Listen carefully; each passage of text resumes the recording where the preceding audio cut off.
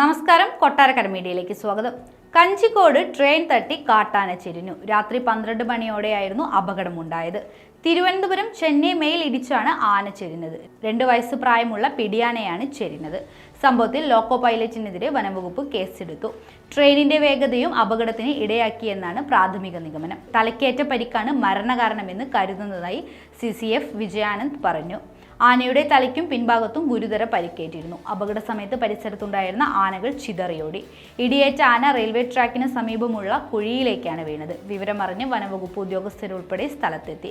അപകടത്തെ തുടർന്ന് തീവണ്ടി 20 മിനിറ്റിലധികം നിർത്തിയിട്ടു. അപകടം നടന്ന സ്ഥലത്ത് കാട്ടാനകൾ തമ്പടിച്ചിരിക്കുകയാണ്. അതിനാൽ മലമ്പുഴ കഞ്ചിക്കോട് റോഡിൽ വാഹനങ്ങൾ നിയന്ത്രിച്ചാണ് കടത്തിവിടുന്നത്. രാവിലെ 8 മണിയോടെ ആനയുടെ പോസ്റ്റ്മോർട്ടം നടപടികൾ തുടങ്ങി. കഴിഞ്ഞ മാസം ഈ ഭാഗത്ത് മറ്റൊരു കാട്ടാന തീവണ്ടി ഇടിച്ചു പരിക്കേറ്റ് ചികിത്സയിലിരിക്കെ ചരിഞ്ഞിരുന്നു.